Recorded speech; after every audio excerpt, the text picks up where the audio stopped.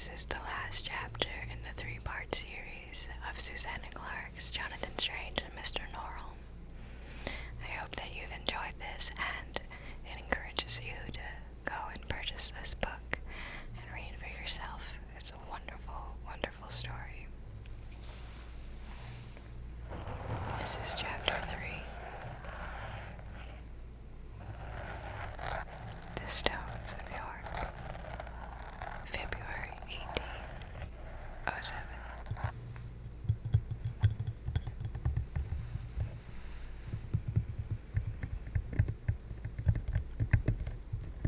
A great old church in the depths of winter is a discouraging place at the best of times. The cold of 100 winters seems to have been preserved in its stones and to seep out of them. In the cold, dank, twilight interior of the cathedral, the gentlemen of the York Society of Magicians were obliged to stand and wait to be astonished, without any assurance that the surprise, when it came, would be a pleasant one.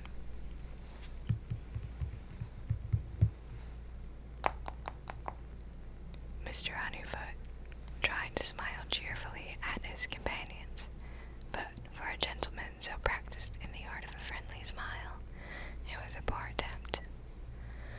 Upon the instant bells began to toll.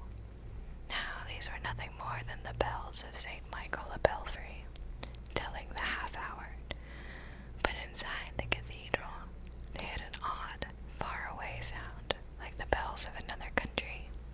It was not at all a cheerful sound. The gentlemen of the York Society knew very well how bells often went with magic, and in particular with the magic of those unearthly beings, fairies. They knew how, in the old days, silvery bells would often sound just as some Englishman or some Englishwoman of particular virtue or beauty was about to be stolen away to live in a strange, ghostly land forever. Even the Raven King, who was not a fairy but an Englishman, had a somewhat regrettable habit of abducting men and women and taking them to live with him in his castle in the other lands.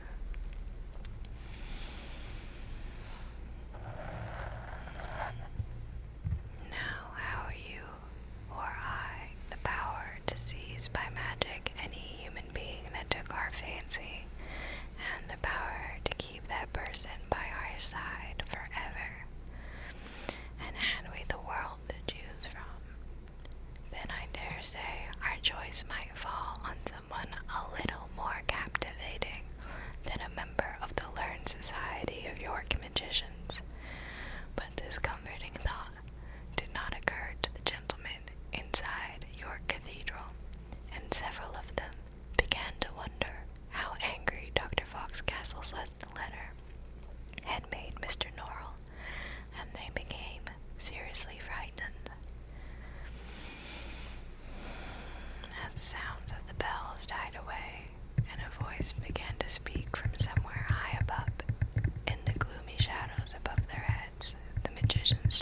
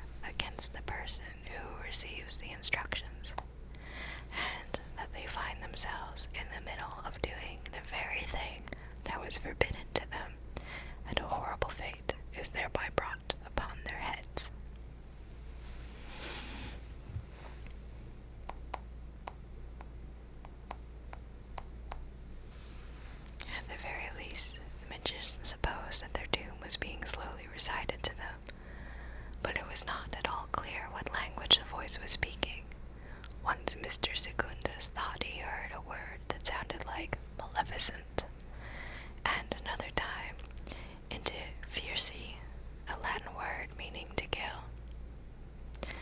The voice itself was not easy to understand. It bore not the slightest resemblance to a human voice, which only served to increase the gentleman's fear that fairies were about to appear. It was extraordinarily harsh, deep, and rasping. It was like two rough stones being scraped together, and yet the sounds were produced clearly intended to be speech. Indeed, were speech. The gentleman peered up into the gloom in fearful expectation, but all that could be seen was a small, dim shape of a stone figure that sprang out from one of the shafts in the great pillar and jutted into the gloomy void. As they became accustomed to the queer sound, they recognized more and more words, old English words and old Latin words, all mixed up together, as if the speaker had no conception that these belonged to two different languages. Fortunately, this abominable muddle presented few difficulties to the magicians, most of whom were accustomed to unraveling the ramblings and writings of the scholars of long ago. When translated into clear, comprehensible English, it was something like this.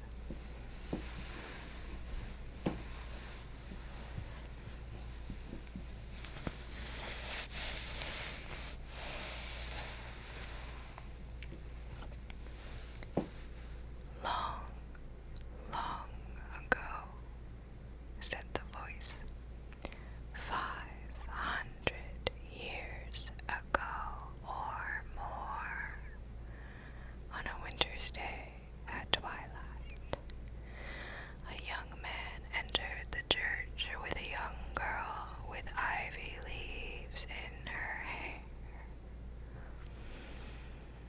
There was no one else there but the stones. No one to see him strangle her but the stones. He let her fall dead upon the stones, and no one saw but the stones.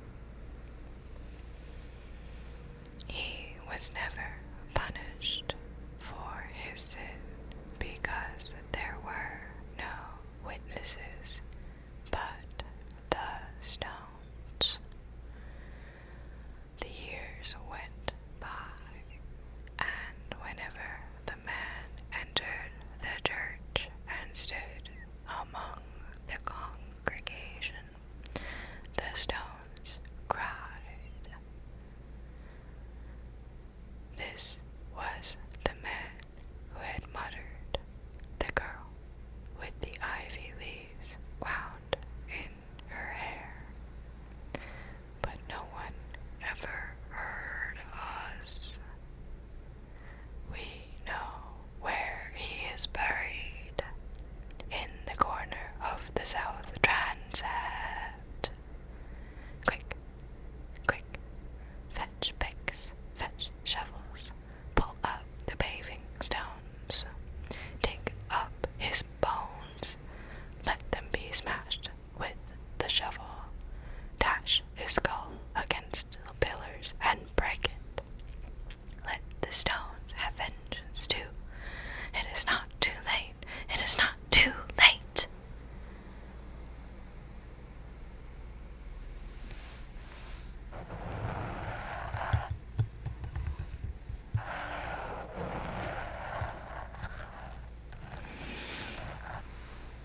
Hardly the magicians had time to digest this and to wonder some more who it was that spoke, when another stony voice began. This time the voice seemed to issue from the chancel, and it spoke only English, yet it was a queer sort of English, full of forgotten words. The voice complained of some soldiers who had entered the church and broken some windows,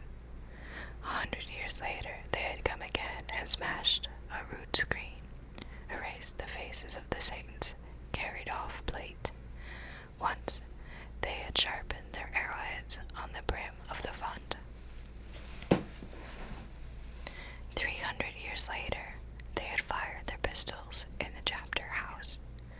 The second voice did not appear to understand that, while a great church may stand for a millennia, men do not.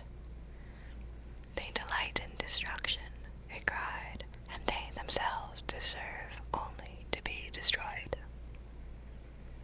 Like the first, the speaker seemed to have stood in the church for countless years, and had presumably heard a great many sermons and prayers. Yet, the sweetest of Christian virtues, mercy, love, meekness, were unknown to him. And all the while the first voice continued to lament the dead girl with ivy leaves in her hair, and the two gritty voices clashed together in a manner that was very disagreeable.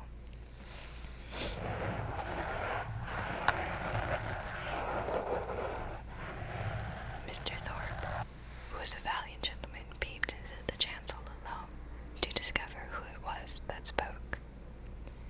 "It is a statue," he said. And then the gentlemen of the York Society peered up again into the gloom above their heads in the direction of the first unearthly voice.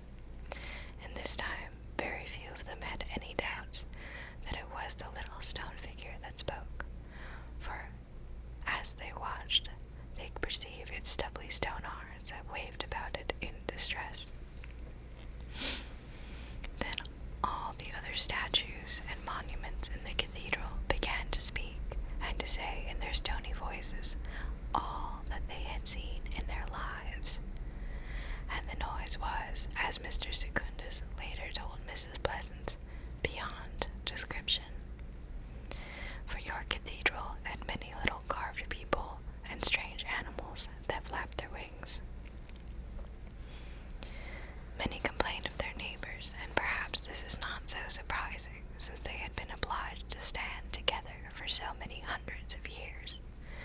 There were 15 stone kings that stood each upon a stone pedestal in a great stone screen. Their hair was tightly curled, as if it had been put into curl papers and never brushed out. And Mrs. Honeyfoot could never see them without declaring that she longed to take a hairbrush to each of their royal heads.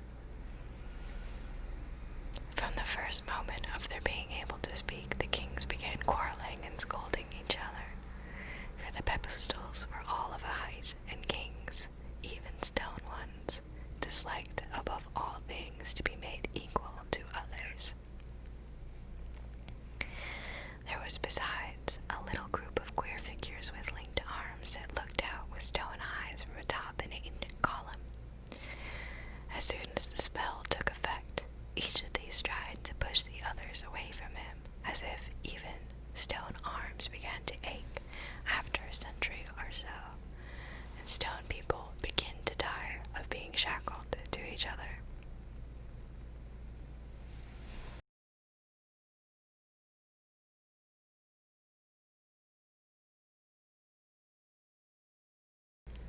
One stone statue spoke what seemed to be Italian.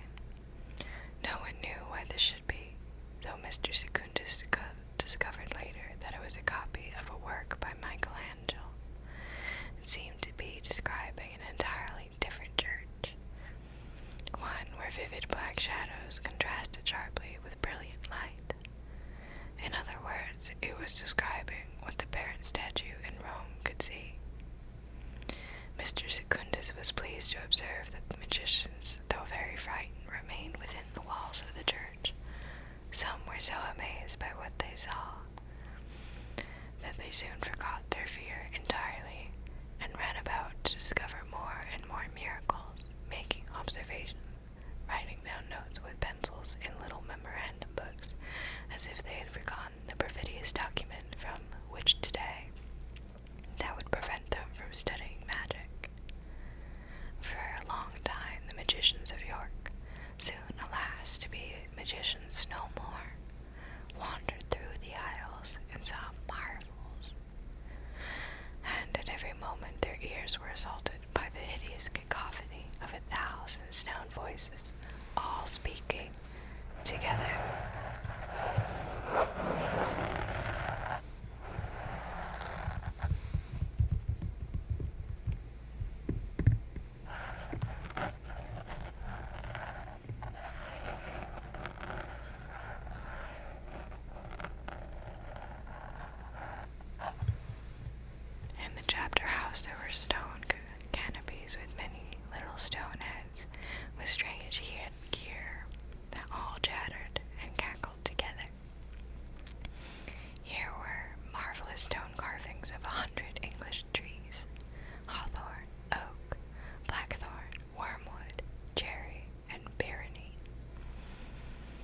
Mr. Secundus found 2 stone dragons no longer than his forearm, which slipped one after the other over and under and between stone hawthorn branches, stone hawthorn leaves, stone hawthorn roots, and stone hawthorn tendrils.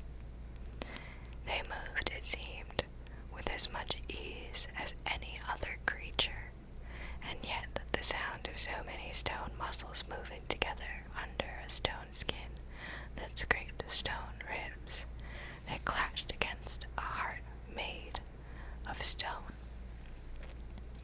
and the sound of stone claws rattling over stone branches was quite intolerable, and Mr. Secundus wondered that they could bear it.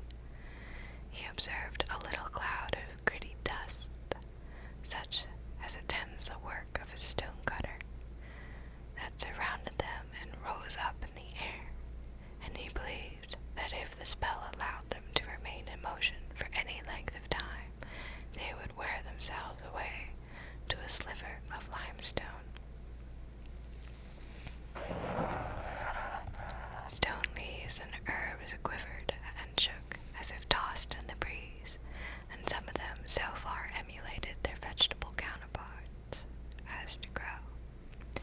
Later, when the spell had broken, strands of stone ivy and stone rose briars would be discovered, wound around chairs and lecterns and prayer books, where no stone ivy or briars had been before. But it was not only the magicians of the York Society who saw wonders that day. Whether he had intended it or not, Mr. Norrell's magic had spread beyond the cathedral, close and into the city. 3 statues in the west front of the cathedral had been taken to Mr. Taylor's workshops to be mended. Centuries of Yorkshire rain had worn down these images, and no one knew any longer what great personages they were intended to represent. At 10:30, one of Mr. Taylor's masons had just raised his chisel to the face of one of these statues, intending to fashion it into the likeness of a pretty saintess. At that moment the statue cried out aloud and raised its arms to ward off the chisel, causing the poor workman to fall down in a swoon. The statues were later returned to the exterior of the cathedral untouched, their faces worn as flat as biscuits and as bland as butter. Then all at once there seemed a change in the sound, and one by one the voices stopped until the magicians heard the bells of St. Michael at Belfry ring for the half-hour again. The first voice, the voice of the little figure high up in the darkness, continued for some time after the others had fallen silent, upon its old theme of the undiscovered murderer. It is not too late. It is not too late. Until it too fell silent. The world had changed while the magicians had been inside the church. Magic had returned to England, whether the magicians wished it to or not. Other changes of a more prosaic nature had also occurred. The sky had filled with heavy, snow-laden clouds. These were scarcely gray at all, but a queer mixture of slate blue and sea green. This curious coloration made a kind of twilight such as one imagines in the usual illumination in fabled kingdoms under the sea. Mr. Secundus felt very tired by his adventure. Other gentlemen had been more frightened than he. He had seen magic and thought it wonderful beyond anything he had imagined, and yet now that it was over, his spirits were greatly agitated, and he wished very much to be allowed to go quietly home without speaking to anyone.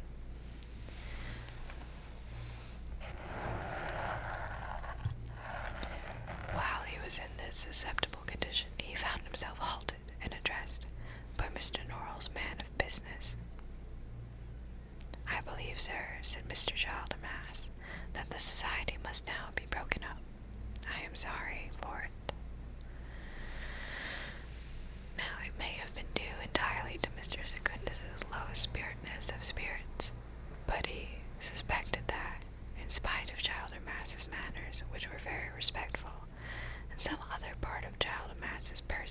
was laughing at the York magicians.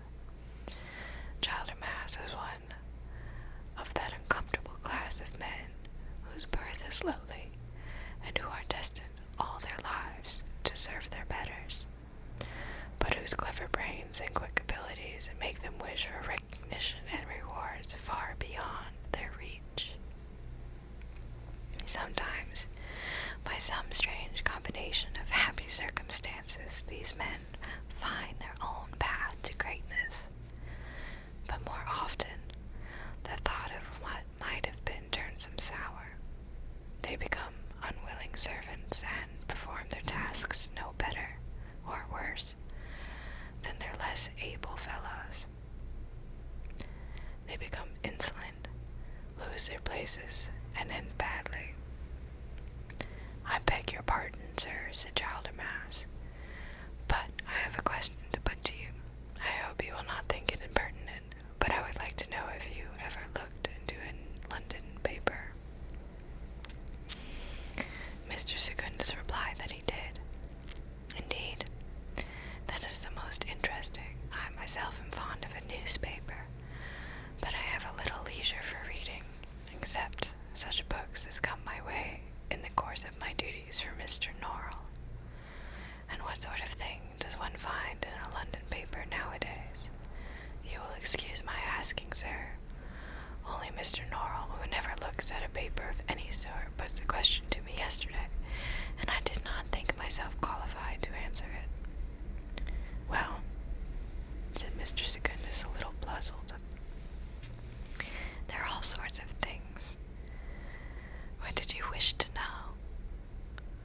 There are accounts of the actions of His Majesty's Navy against the French, speeches of the governor's reports of scandals and divorces. Is this what you meant? Oh, yes, said Childermass. You explain it very well, sir. I wonder, he continued, growing thoughtful, whether provincial news is ever reported in the London papers. Whether, for example, today's remarkable occurrences might merit a paragraph. I do not know, said Mr. Secundus. It seems to me quite possible, but then, you know, Yorkshire is so far from London.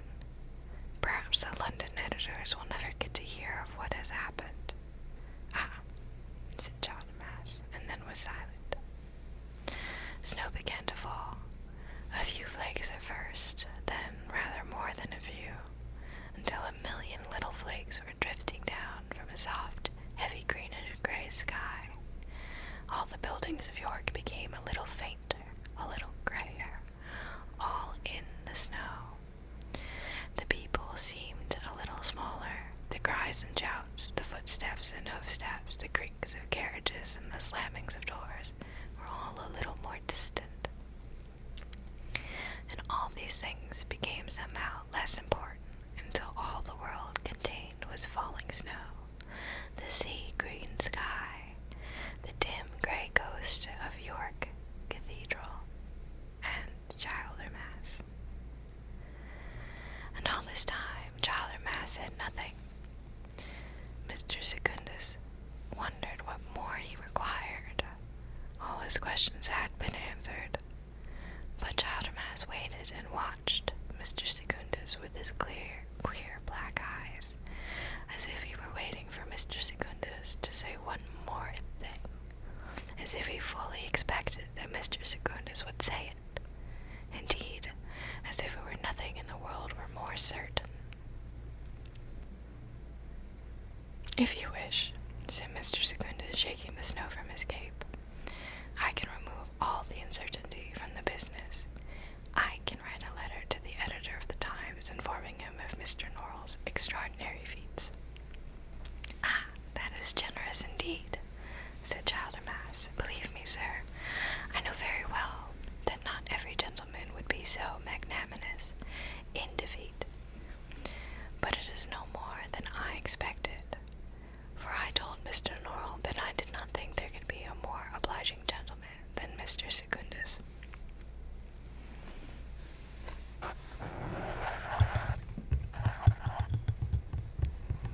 Not at all, said Mr. Secundus. It is nothing.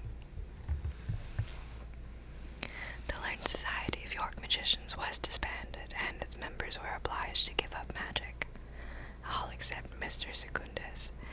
And though some of them were foolish, and not all of them were entirely amiable, I do not think that they deserved such a fate.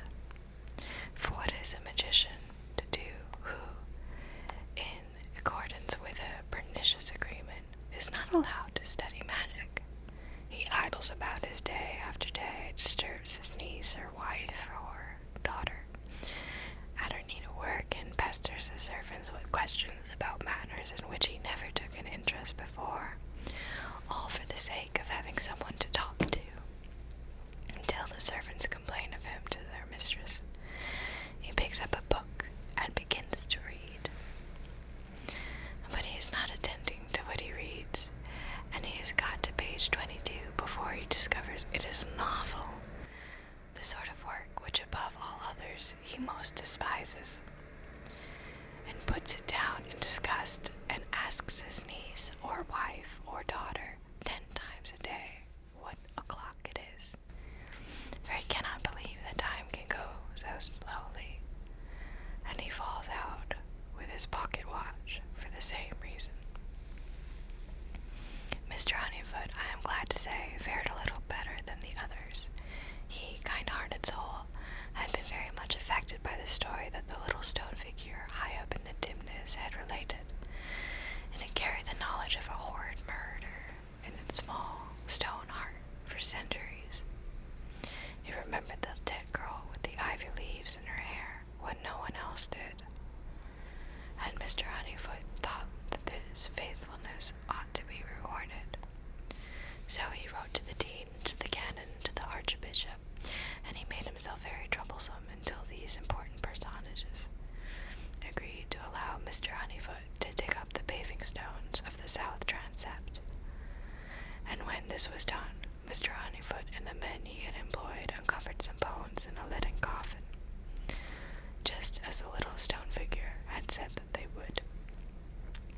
But then the dean said that he could not be authorized to remove of the bones from the cathedral, which is what Mr. Honeyfoot wanted. On the evidence of the little stone figure, there was no precedent for such a thing. Ah, said Mr. Honeyfoot. But there was, the argument raged for a number of years, and as a consequence, Mr. Honeyfoot really had no leisure to repent signing Mr. Norrell's document. The library of the Learned Society of York Magicians was sold to Mr. Thorogood of Coffee Yard, but somehow no one thought to mention this to Mr. Secundus, and he only learnt about it in a roundabout fashion when Mr. Thorogood's shop boy told a friend that was a clerk in Priestley's linen drapers, and the friend chanced to mention it to Mrs. Cockcroft of the George Inn, and she told Mrs. Pleasance, who was Mr. Secundus's landlady. As soon as Mr. Secundus heard of it, he ran down through the snowy streets to Mr. Thorogood's shop without troubling to put on his hat or his coat or his boots. But the books were already gone. He inquired of Mr. Thorogood who had bought them. Mr. Thorogood begged Mr. Secundus' pardon, but he feared he could not divulge the name of the gentleman. He did not think the gentleman wished his name to be generally known. Mr. Secundus, hatless and coatless and breathless, with waterlogged shoes and mud splashed on his stockings, and the eyes of everybody in the shop upon him, had some satisfaction in telling Mr. Thorogood that it did not signify whether Mr. Thorogood told him or not, for he believed he knew the gentleman anyway. Mr. Secundus did not lack curiosity about Mr. Norrell. He thought about him a great deal, and often talked of him with Mr. Honeyfoot. Mr. Honeyfoot was certain that everything that had happened could be explained by an earnest wish on Mr. Norrell's part to bring back magic to England. Mr. Secundus was more doubtful, and began to look about him to try as if he could discover any acquaintance of Norrell's that might be able to tell him something more. A gentleman in Norrell's position, with a fine house and large estate, will always be of interest to his neighbors, and, unless those neighbors are very stupid, they will always know a little of what he does. Mr. Secundus discovered a family in Stonegate who were cousins to some people that had a farm 5 miles from Hertview Abbey. And he befriended the Stonegate family and persuaded him to hold a dinner party and to invite their cousins to come to it. Mr. Secundus grew quite shocked at his own skill in thinking up these little stratagems. The cousin duly arrived and were almost ready to talk about their rich and particular neighbor who had bewitched York Cathedral, but the beginning and the end of their information was that Mr. Norrell was about to leave Yorkshire and go to London. Mr. Secundus was surprised to hear this, but more than that, he was surprised at the effect that this news had upon his own spirits. He felt oddly discomforted by it, which was very ridiculous, he told himself.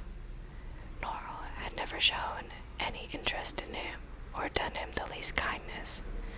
Yet Norrell was Mr. Secundus's only colleague now. When he was gone, Mr. Secundus would be the only magician, the last magician in Yorkshire.